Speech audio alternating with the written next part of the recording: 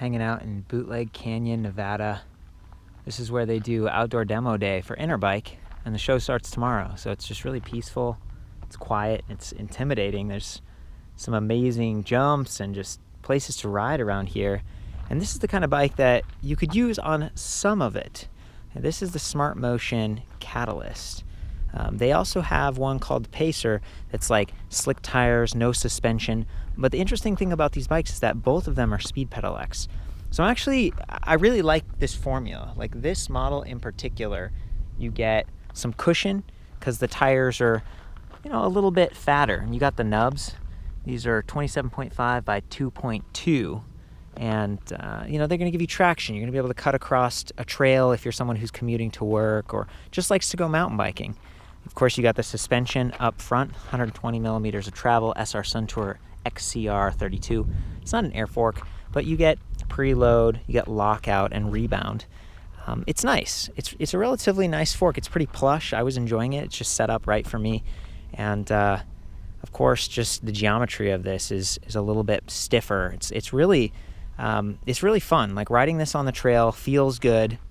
And of course, you've got electric assist, and the weight's distributed pretty well with the battery up front on the down tube, relatively low, fairly integrated, but maybe not quite as streamlined as some of the fully integrated, like some of the Bulls bike, the Specialized Turbo Levo.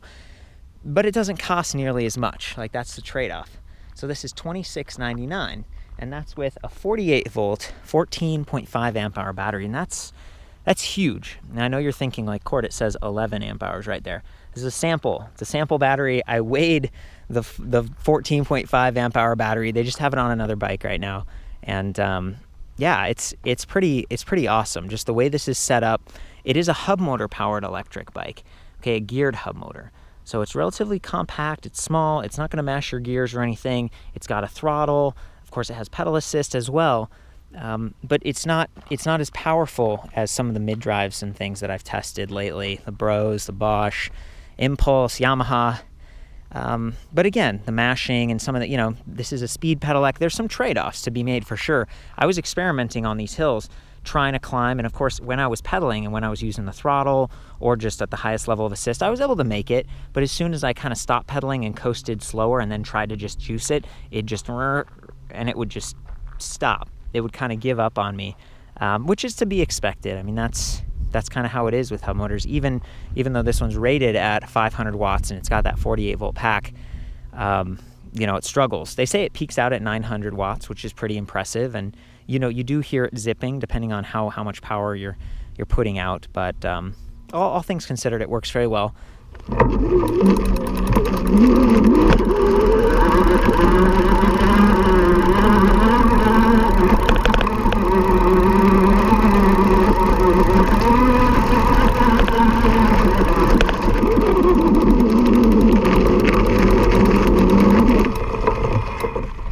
It was struggling on. We're climbing a pretty steep section right here, and not bad, but you can see that even with a little bit of momentum, if I'm not helping, it just can't do it on throttle only.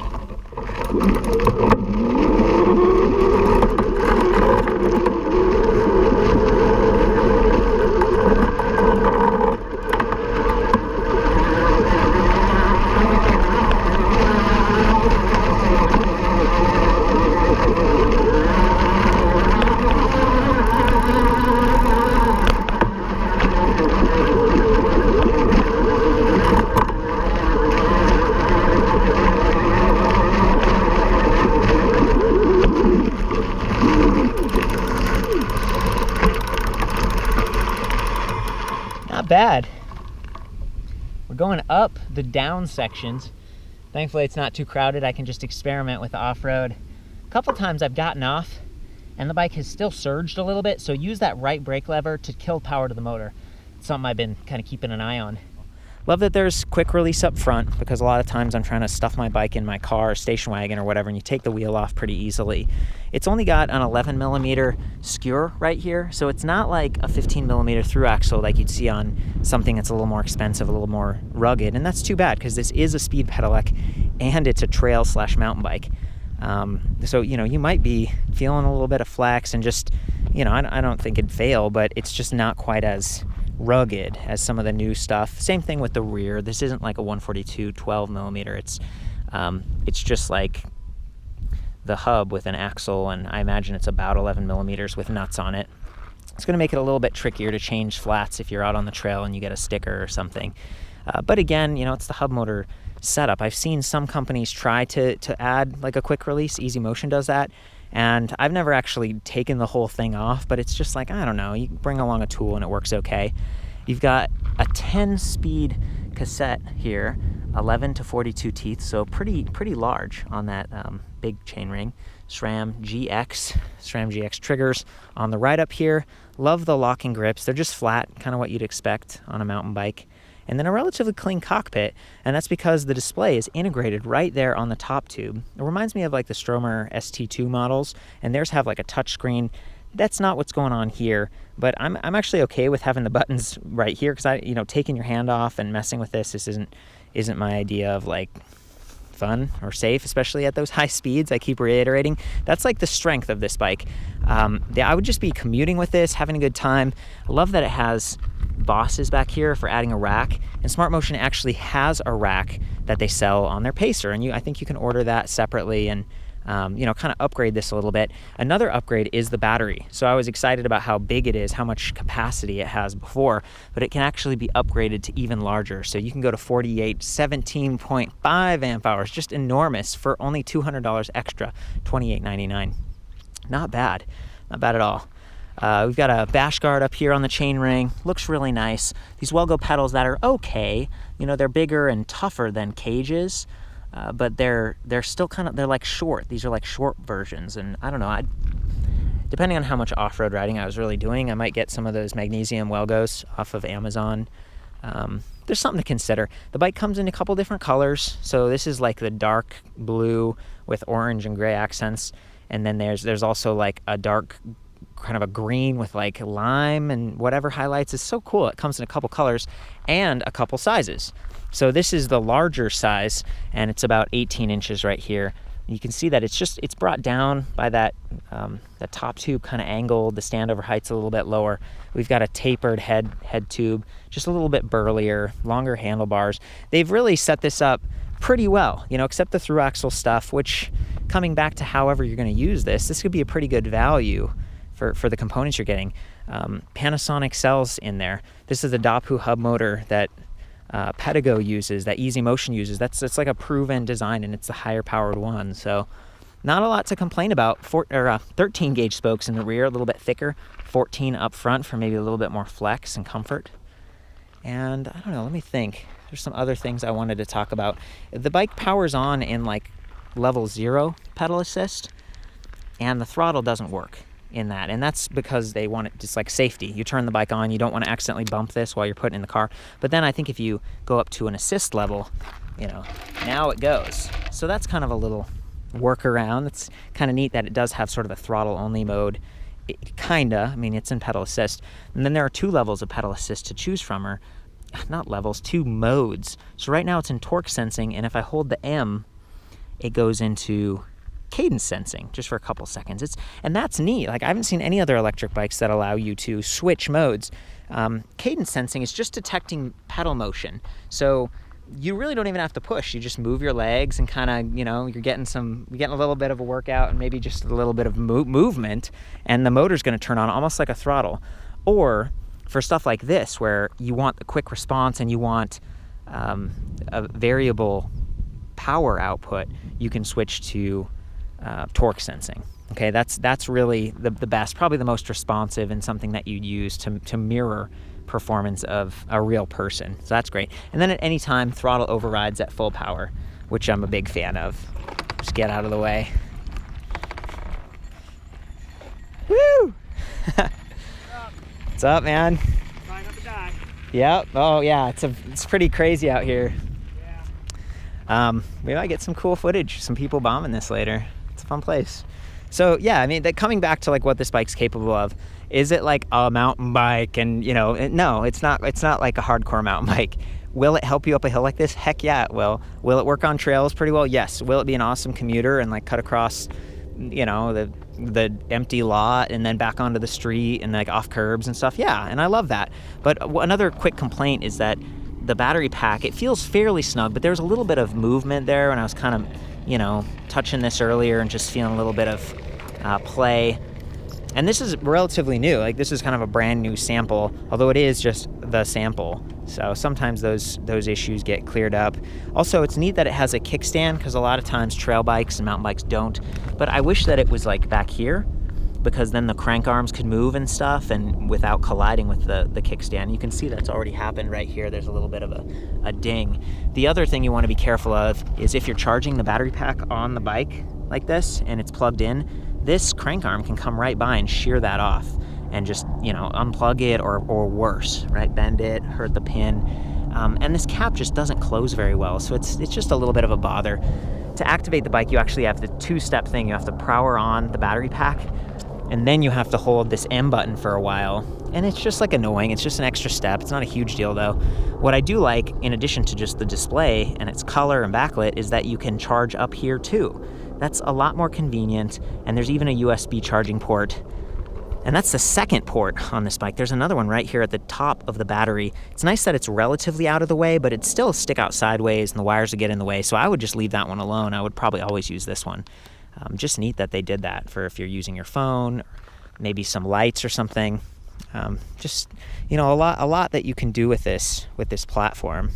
And yeah, I don't know, taking off the battery is probably a good idea if you're hanging it off the back of your car too, so it doesn't get too much weight. This weighs about 52.5 pounds, so it's not the lightest thing in the world, but the capacity on this battery is just enormous. It's probably one of the highest for trail bikes that I've seen out there lately. So okay, so we got our trigger throttle, over here, oh boy, and we've got, thankfully, a motor inhibitor on the right brake lever.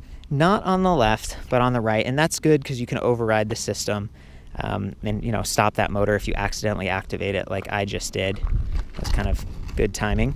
And I'm gonna go through the other display options. So you can see in the middle there's speed. It's in kilometers per hour right now, but we could change that if we want by holding the up and the down. Okay, and then we've got trip clear, wheel size, speed, security, so you can lock your bike. Units, let's go in here and change it to miles per hour. Okay, set now. And then brightness. And brightness is really cool because that's like the all the time brightness level of the display. But if you hold the up arrow right there for a few seconds, it goes into like light mode or like night riding, and the background gets dark. And so it's not going to be glaring in your face or distracting you while you ride, and I love that. And there's a little infographic showing your bike with lights on it. This model doesn't have all those extra lights, but the Pacer, the road version, it does. And it's really cool. They're actually really neat. There's some lights along the down tube and stuff. I've reviewed that separately.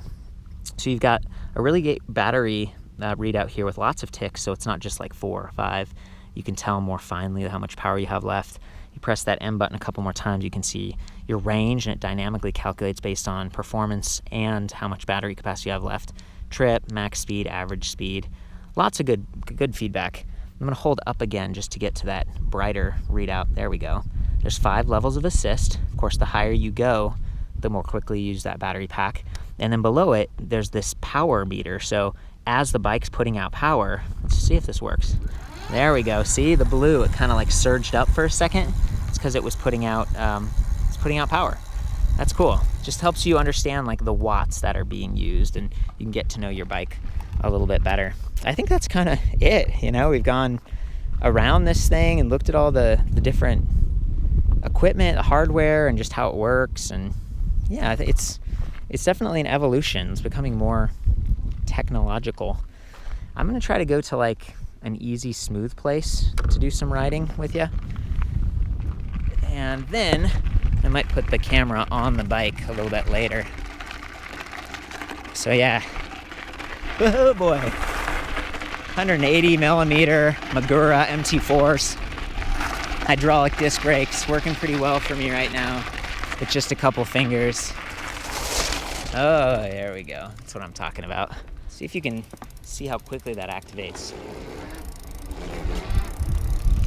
It just starts and stops incredibly fast, and that's definitely what you want for a bike in terrain that's like unstable, like where we are. We got a car coming, let's race them.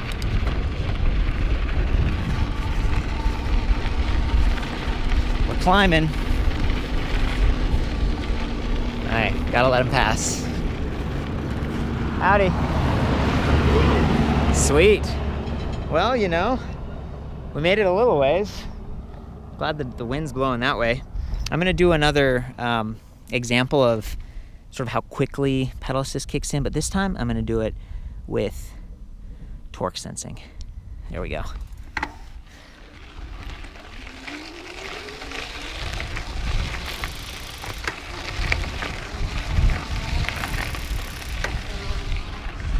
Very nice.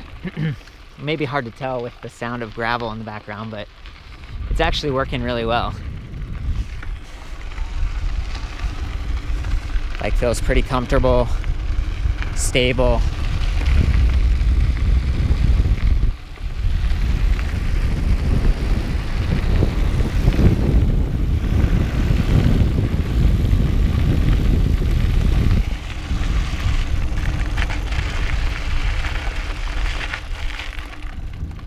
Fun down there, huh?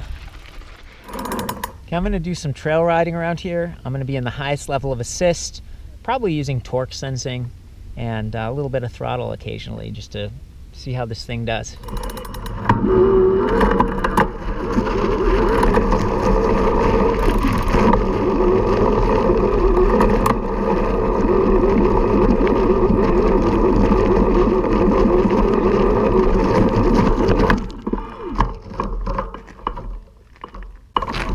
Lost traction, not because of the motor, just the rocks.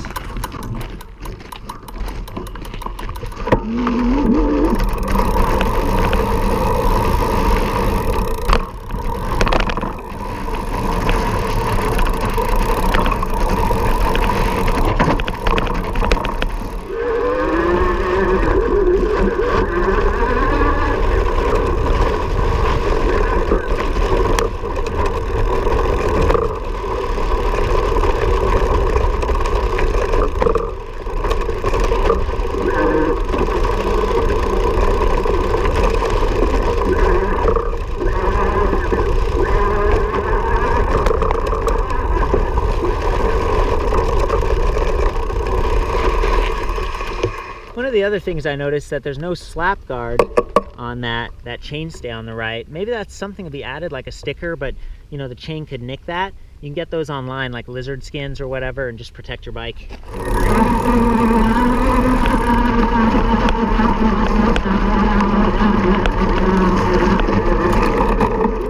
Well, I think that's about it. Had fun checking this thing out.